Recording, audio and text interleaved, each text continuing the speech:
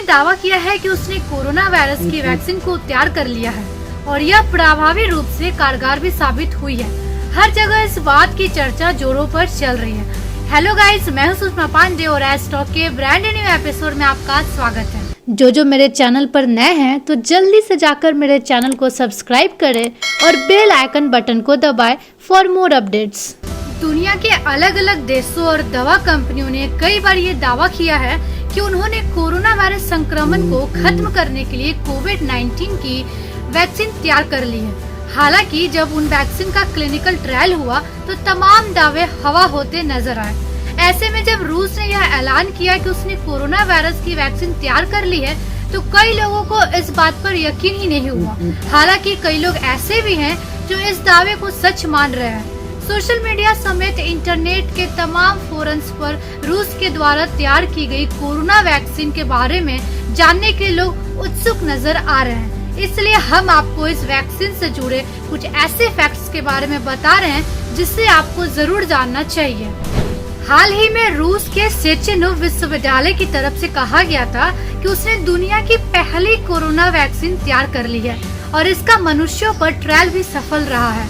रूस की वैक्सीन को लेकर WHO ने 7 जुलाई को कहा था कि वैक्सीन अभी पहले चरण में है, जिसका अर्थ है कि उसे सुरक्षित माने जाने के लिए कम से कम 3 से 4 ट्रायल से और गुजरना है। तो फिर सेचेनोव विश्वविद्यालय इतनी जल्दी वैक्सीन तैयार करने का दावा कैसे कर सकता है? इसके अलावा WHO ने 21 संभावित टीकों को सूचीबद्ध किया है और उनमें से केवल 2 ह्यूमन ट्रायल के उन्नत चरण में पहुंचे हैं, जिसमें चीन की सिनोवेक और ऑक्सफोर्ड यूनिवर्सिटी एस्ट्राजेनेका की वायरल वेक्टर वैक्सीन शामिल है।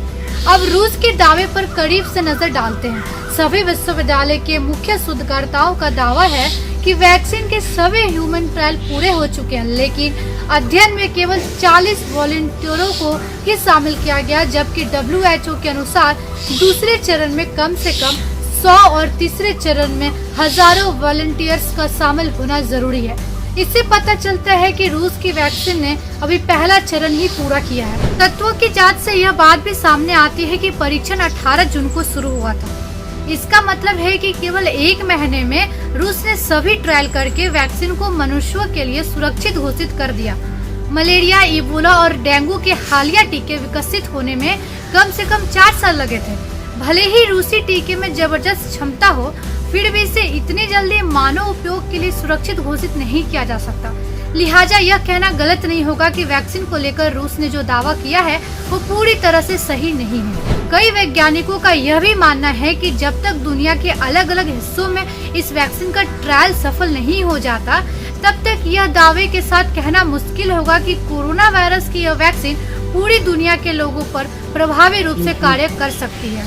फिलहाल इस वैक्सीन का बड़े पैमाने पर ह्यूमन ट्रायल किए जाने की जरूरत है और इसके साथ साथ इससे होने वाले प्रभाव के बारे में भी जानना बहुत जरूरी है। WHO की ओर से अभी तक इस मामले में कोई जानकारी नहीं शेयर की गई है।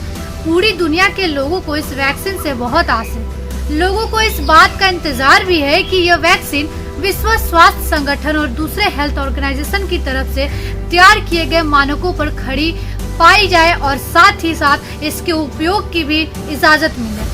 हालांकि इस संबंध में अभी तक कोई भी अपडेट नहीं मिला है। सो गाइज, इस वैक्सीन के बारे में आपका क्या कहना है? कमेंट सेक्शन आपका है, आप जरूर बताइएगा और हमारे चैनल को सब्सक्राइब करना मत भूलिएगा। जय हिंद, जय भारत।